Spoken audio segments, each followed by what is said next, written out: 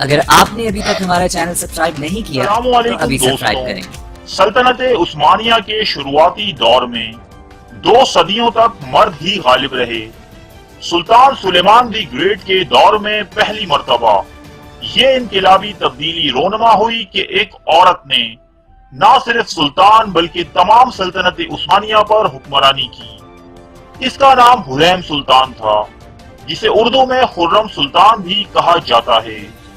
حریم سلطان Ukraine میں 1505 کے لگ بھگ پیدا ہوئی۔ اس کا اصلی نام روکسلانا تھا۔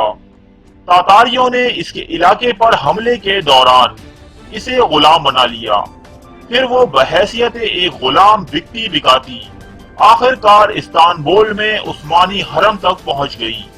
یہ ان دنوں کی بات ہے جب شہزادہ سلیمان صوبہ مانیسا کے گورنر تھے۔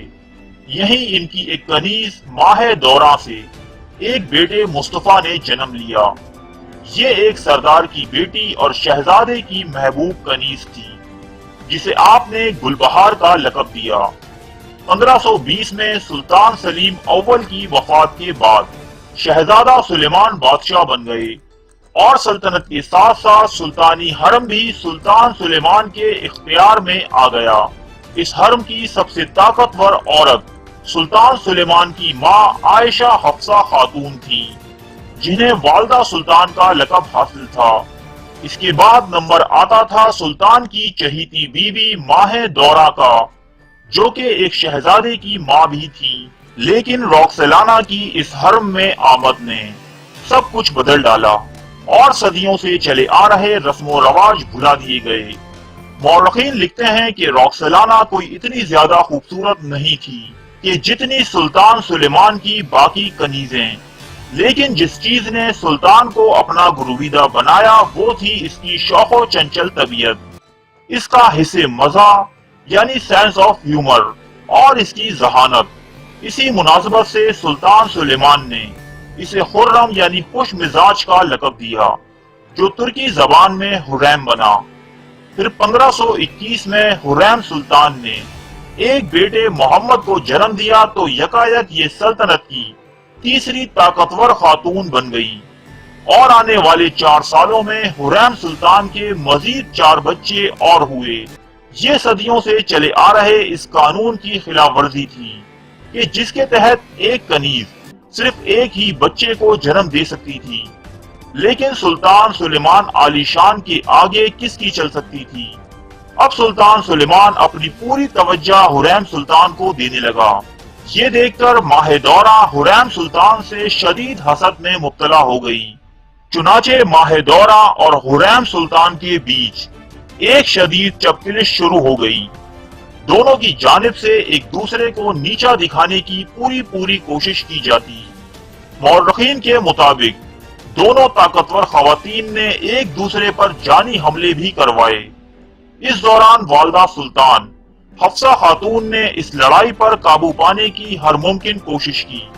1533 میں ماہ دورہ کا بیٹا مصطفیٰ سلطنت کا ولی عہد قرار پایا۔ اس سے اگلے سال والدہ سلطان حفصہ خاتون بھی وفات پا گئیں۔ حالات ہر طرح سے حریم سلطان کے خلاف تھے، لیکن حریم سلطان نے اپنی ذہانت کا استعمال کرتے ہوئے سلطان کو اپنا ایسا گرویدہ بنایا کہ سلطان نے اس سے شادی کر کے باقاعدہ اسے اپنی بیوی بنا لیا۔ عثمانیوں میں کنیزوں سے شادی پر ممانعت تھی، سو یوں ایک اور رسم کا حریم سلطان کے ہاتھوں خاتمہ ہوا۔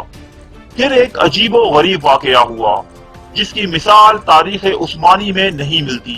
سلطان سلیمان نے اپنی تمام کنیزوں سے قطع تعلق کر لیا اور صرف حریم سلطان کے پاس جانے لگا۔ اس محبت نے اب عشق کی صورت اختیار کر لی تھی۔ سلطان کو حریم سے ذرا سی بھی دوری برداشت نہ ہوتی اور وہ اس کے فراق میں شعر و شاعری کیا کرتا۔ پھر ایک دن حرم سرائے، جسے پرانا محل بھی کہا جاتا ہے، میں اچانک آگ لگ گئی۔ کچھ مورخین کے مطابق یہ آگ حریم نے خود لگوائی تھی تاکہ وہ توپ کاپی محل میں سلطان کے پاس منتقل ہو سکے۔ سلطان محمد فاتح کے دور سے یہ قانون تھا کہ کوئی عورت حکومتی عمارت میں داخل نہیں ہوگی۔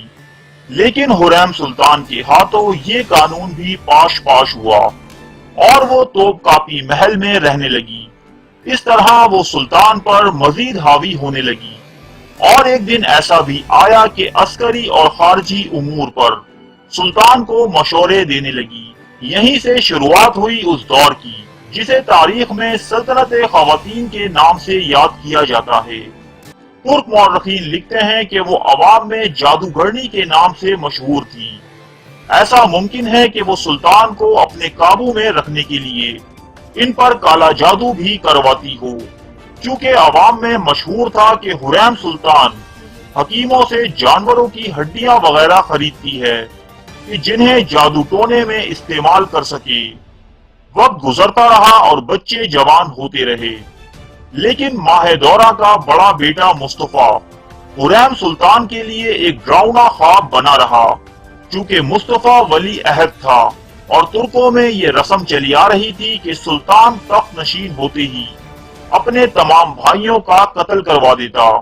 اس لیے حریم سلطان کو اپنے بیٹوں اور اپنا مستقبل تاریک نظر آتا۔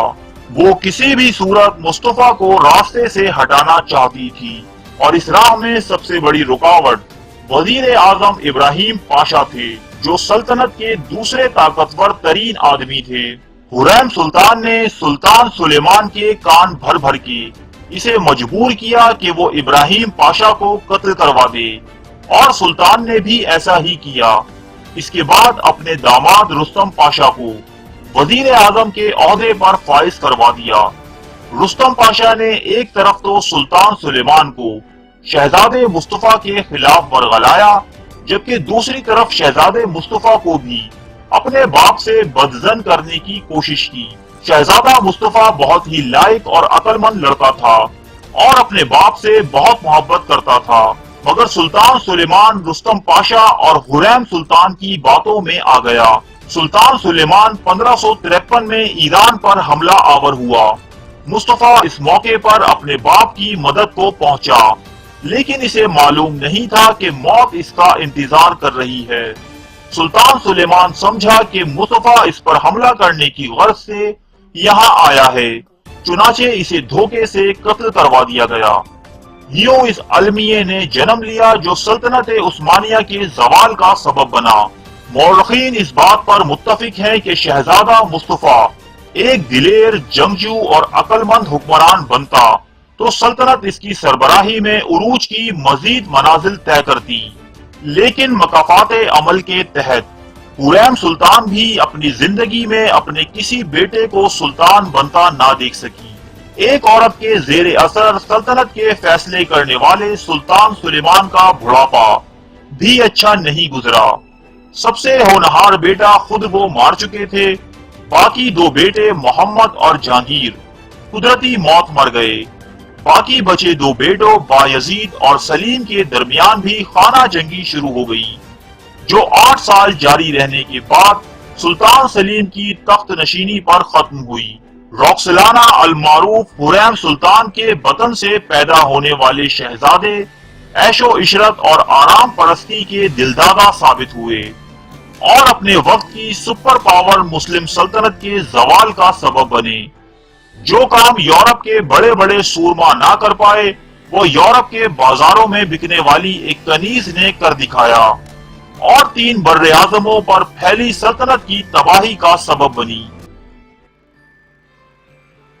ارے فرینڈز، 1 منٹ، آپ ایسے ہی جا رہے ہیں؟ اتنی محنت سے ویڈیو بنائی ہے، ایک لائک تو بنتا ہے نا؟ اور دوسرا یہ کہ آپ ہمیں اتنی بڑی دنیا میں دوبارہ کیسے ڈھونڈیں گے؟ تو اس کا حل یہ ہے کہ آپ ہمارے چینل کو سبسکرائب کر لیجئے اور اس بیل کے آئیکن کو کلک کر دیجئے۔ اس طرح ہمارے آنے والی تمام ویڈیوز آپ تک پہنچتی رہیں گی۔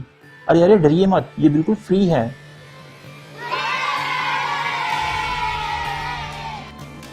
لائیو سٹریم کیا جائے گا یوٹیوب چینل اور ہمارے فیس بک پیج پہ لائیو سٹریمنگ کی جائے گی۔ زیادہ سے زیادہ شیئر